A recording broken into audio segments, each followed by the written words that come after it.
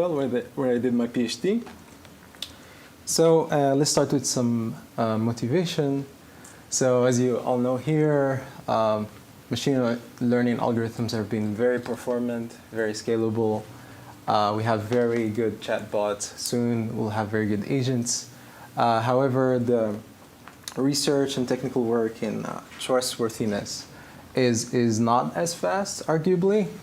And to see this, I will show several failure modes. There are much more failures, but I'll be talking about a few that are particularly interesting for privacy and robustness. First type of failures has to do with poisoning and the likes. So take as an example this chatbot called Tay, Microsoft Tay. So that was back in 2016. So this was a chatbot that supposedly was a friendly chatbot, and it was supposed to interact with users on Twitter, so they could, talk to it. And this chatbot was supposed to learn through interactions with these users. So only, I think, 16 hours later, this chatbot got corrupt, got poisoned by the toxic users in Twitter. And back then, there was some kind of moderation. So this shows this corruption threat, and that training with bad data is probably a bad thing, and it has serious consequences. Microsoft had to apologize for this, and they had to shut down the project. No, but so what happened here was, just to understand, the failure here was that it was trained on, like, people maliciously interacted with it to get it to this state. Yeah. Right, so next up is failures that have to do with confidentiality. So there are so many examples like these, but here is an instance of one of these for LLMs. Those are actually production LLMs. So you can, prompt it in some very simple way, and then it will verbatim regurgitate some address and sensitive information. Okay, and I think they actually verified that this person existed, or it's actual leakage. There's also the more classical canonical attacks where if you release the anonymized database, but the adversary has some auxiliary information like some other data set, then they can sort of recover a big fraction of the data set. So that tells us, we should try to prove formal guarantees for privacy to deal with this type of failures. All right, so robustness, what I mean by robustness in this talk is that you cannot manipulate the model. Privacy, we do not leak any sensitive information. And also, we want to develop useful algorithms. So those typically with, low error, high accuracy. There are many other important objectives that I'm not going to talk about, but these also sometimes interact in interesting ways with the others. All right, so just a visual model of things. You have data.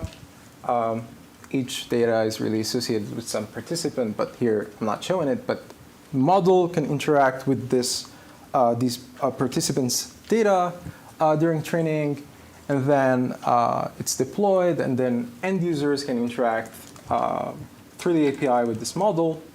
So the threats here, it's the corruption threat is upstream. It's really from the data towards the model, and then the leakage threat is really from it's downstream. So either from the API users to the data, or if you don't even trust the model, which will be the case in this talk, we don't trust the entity training the model, we will also have a leakage threat there. So yeah, so we'll be talking training time, and by robustness and privacy, I really mean training time here. Okay, so if you have a short attention span like me, the main takeaways here is, so first one is that if you do not trust any single entity, then privacy and robustness are antagonistic in the sense that you'll have to pay a fundamental cost that's not just the addition of the cost of privacy and robustness, okay? And Two is that we can be trust efficient in the sense that you can make a very small trust assumption that's not trust in a server. It's much weaker than that, but still you recover a lot of utility. Okay, so the cost mitigation is nonlinear for at least for privacy and robustness. Okay, so formally we're gonna consider that there are n databases, ith database is di. The model can interact with these databases, and the idea is that there's a loss associated with each dataset di, and it's simply the average of the loss over the data points in a dataset di. For robustness, the threat model is as follows.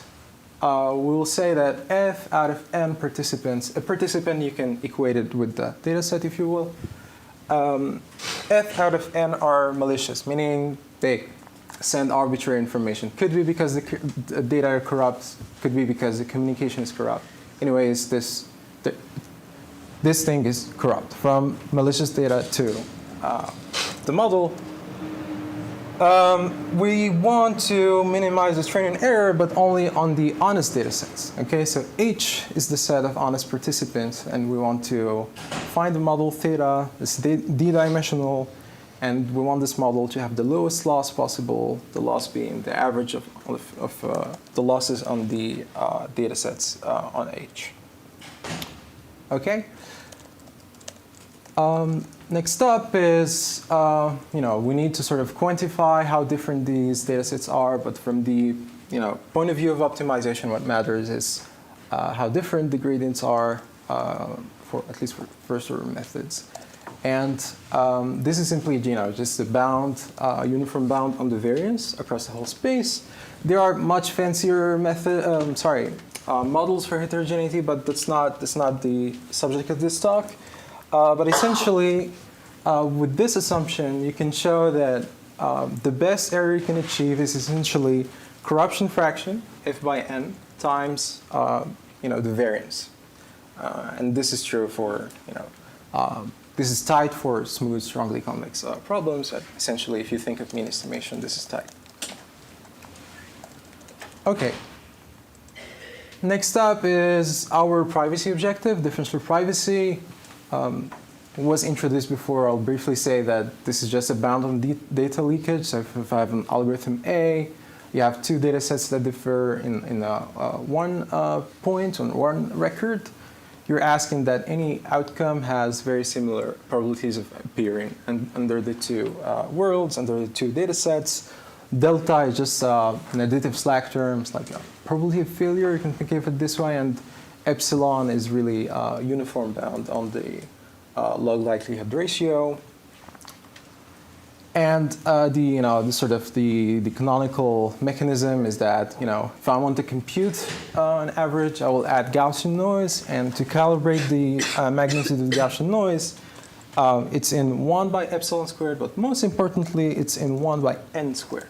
Okay, and this will change across trust models. So for the next trust model, meaning where we do not trust anyone, we will ask that all communications do not leak any data, meaning the entity that's trained in the model, it does not directly have access to the data, but it has to communicate, and those communications will be also randomized. So the transcript of all communications this time is what needs to be epsilon delta differential private.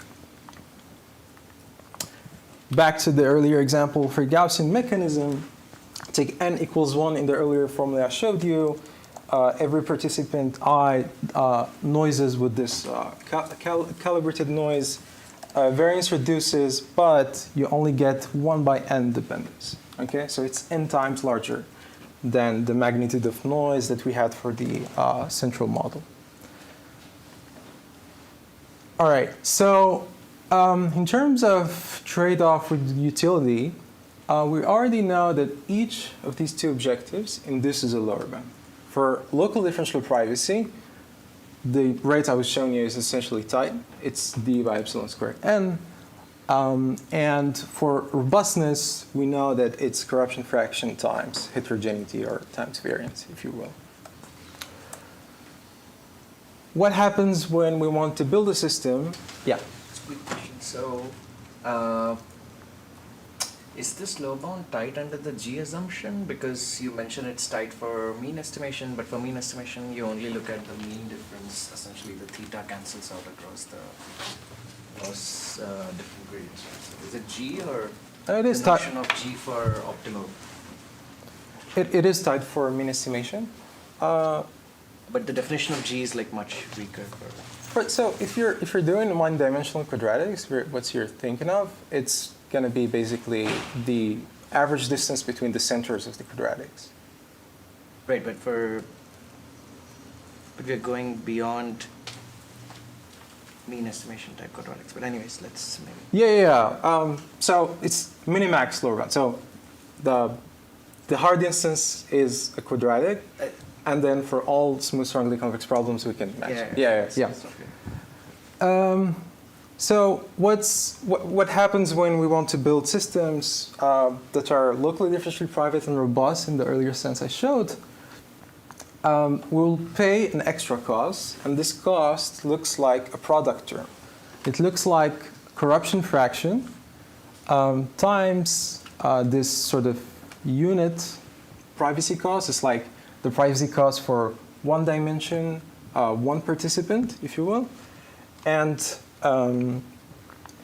essentially, the reason why this happens is that we know that if we have malicious participants, they're going to drive an error that's essentially corruption fraction times variance or heterogeneity. And local EP, everything happens as if local EP creates some data heterogeneity between the participants. Okay, so this is you can convince yourself that this is all natural. The proof, which I'm not going through here, is that we're given a distributed algorithm that's local EP and that's accurate under corruption, and we can build a central DP algorithm that's less accurate because we cannot distinguish which data set is honest and which is not. And once we're in the central DP case, we can use fingerprinting type of lower bounds to get this type of errors. So this actually generalizes in a strong way a previous result by Cho, Smith, and Ullman, which they showed that if you consider a non-interactive algorithm in the sense that, let's say you just want to compute a sum one-shot, for example, then if this one-shot algorithm is locally differentially private, then you can build stronger poisoning attacks, strictly stronger poisoning attacks. Okay, so that was constructive, really. What we show non-constructively is that this phenomenon happens even for fully interactive algorithms. Okay, so algorithmically speaking, we can show that, What happened to the dimension in the previous slide? Yeah, that's a good point. There is no dimension. Yeah, and this is tight. I'll go through it later, just a few slides. Yeah.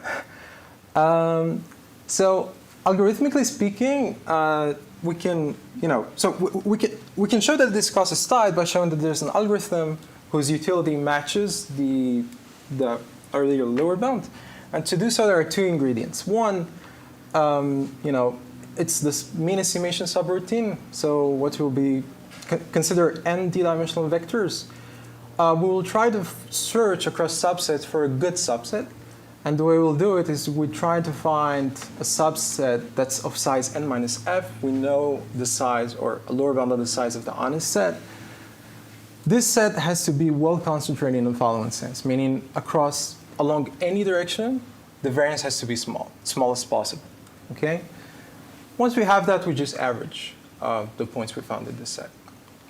And the idea is that the error is going to have a good dependence on dimension. Like think of if the points came from an isotropic Gaussian, we would almost not pay dimension, if you will. And also, we do not need to know anything about how well concentrated the honest inputs are.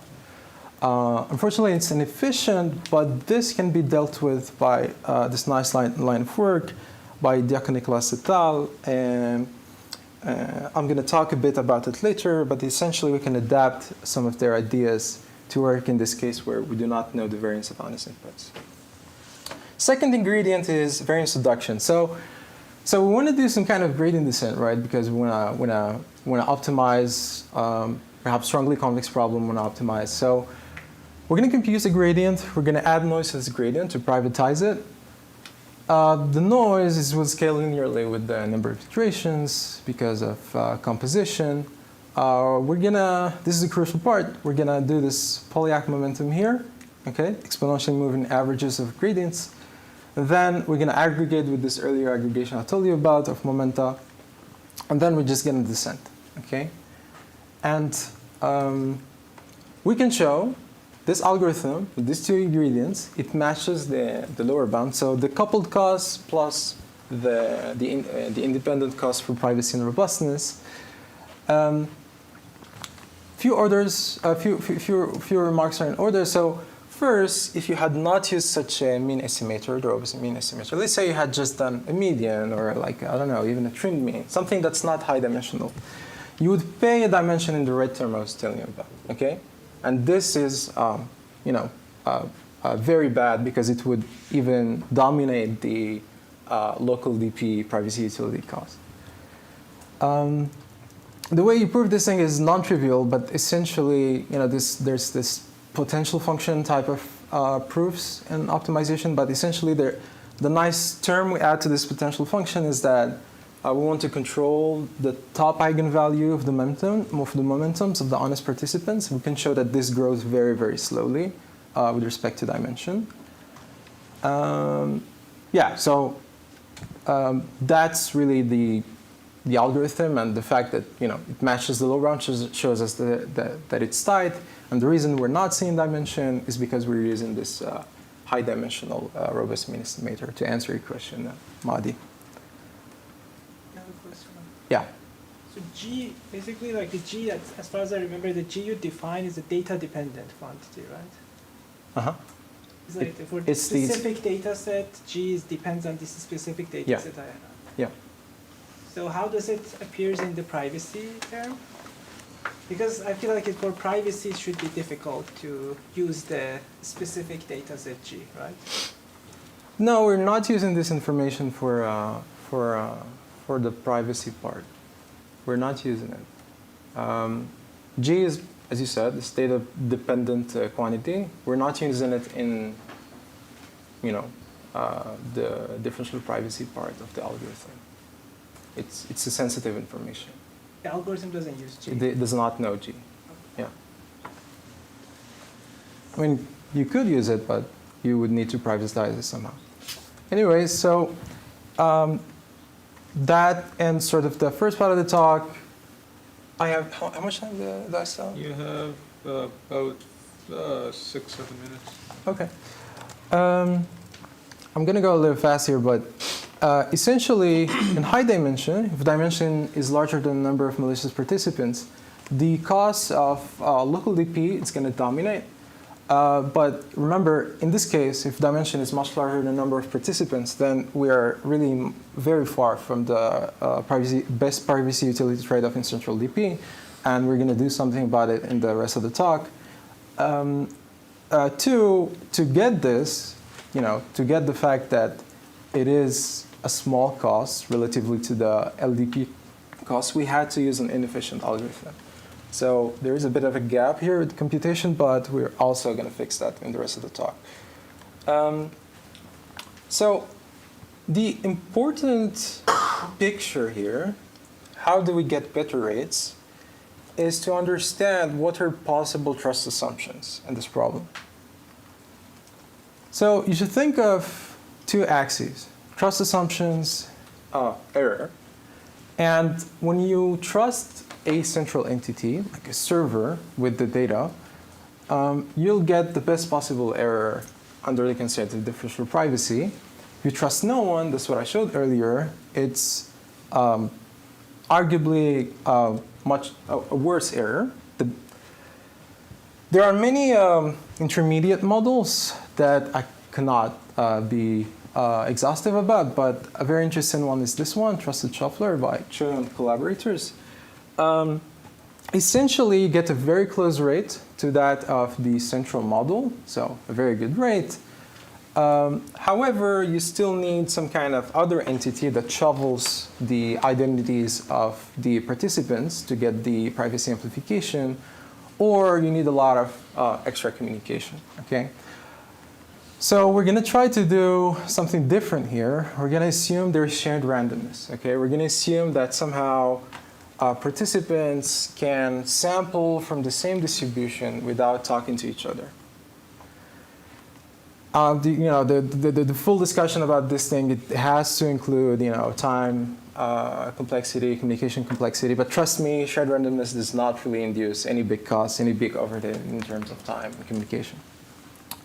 So what's the algorithmic ideas here? So if you have shared randomness, you can do a nice trick as follows. Each participant I, it's going to add two types of shares. The first share is a pairwise canceling share. With every participant j, I'm going to add, I'm going to observe, I'm going to sample from Gaussian distribution, and participant j is going to subtract the exact opposite of what I sampled. Okay? We're going to do this for all other participants. And then I'm going to add a very small and correlated share to just sort of protect the average. You should think of this sigma independent square as something that's as small as the noise we need for a central DP. What's going to happen if everyone was honest is that once I do an average, I will actually get, I will recover the rates for central DP. Okay? Plus, I get the privacy analysis, which I'm not going through, but you get epsilon delta DP. What happens, though, is that we are not just computed in sum, because that would be catastrophic with malicious participants. So we have the leftover noise from the bad participants which are not following the algorithm. And this noise is going to scale as corruption fraction times correlated noise magnitude squared. So yeah, so the problem is that we're going to have an issue because of this extra correlated noise that's still there. And this is where the high-dimensional robust mean estimation stuff comes in. We know that the noise we're adding, the Gaussian noise, we know it's isotropic. So there's structure in this extra noise that we have to filter from the bad participants. And we're going to adapt ideas from the line of work on efficient robust mean estimation. The idea is that we do not know bounded covariance, as I said. This is a private quantity, sensitive quantity. So instead, we know an upper bound on the bad participants. So the way this algorithm works is that each iteration, I'm going to downweight each input proportional to its distance, the distance to the current estimate in the worst variance reduction. We need to compute some kind of top eigenvector. And then the idea is that we're just going to keep track of the smallest variance we've seen so far. Okay? And then we're going to stop when we have removed 2 F mass. F is the number of malicious participants. Okay? And another ingredient is, again, momentum. It also works in here. It's important to reduce variance across time. At the end, we'll get this kind of rate. Basically, it's some kind of interpolation between the central and the local DP optimal rates. But basically, in terms of n, I get this quadratic dependence that I wanted.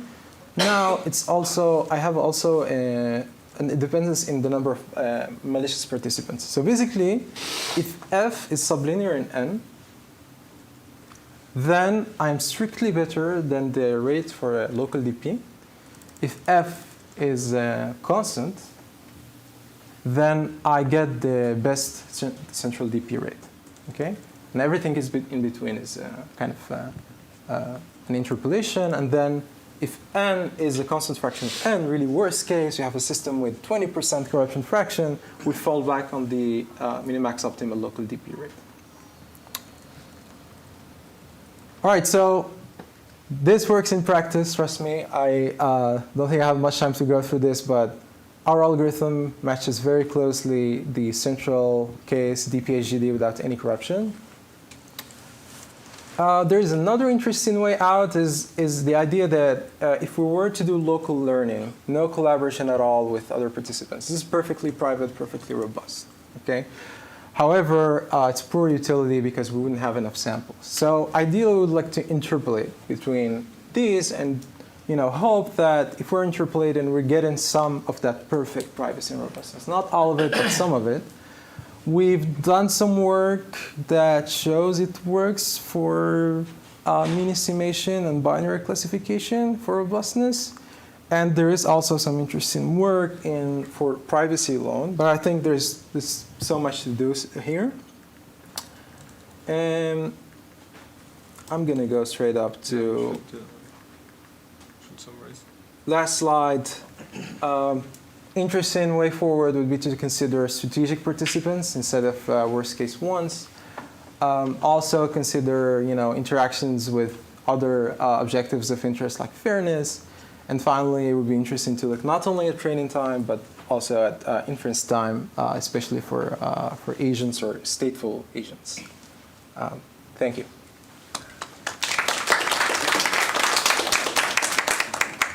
We have already several questions during the talk, but any additional questions? First, if somebody that didn't ask questions during the talk.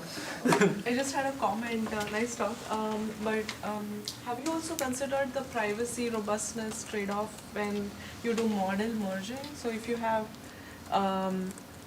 clients that train their model fully and then you just one-shot merge them. So it's not fully private in the sense that they will collaborate once, but only at the end. Will that give like a good privacy utility?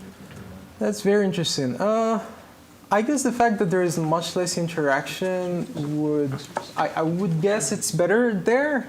But it's hard to say from, but I think it's interesting. It'd be interesting. Yeah, we should talk, yeah.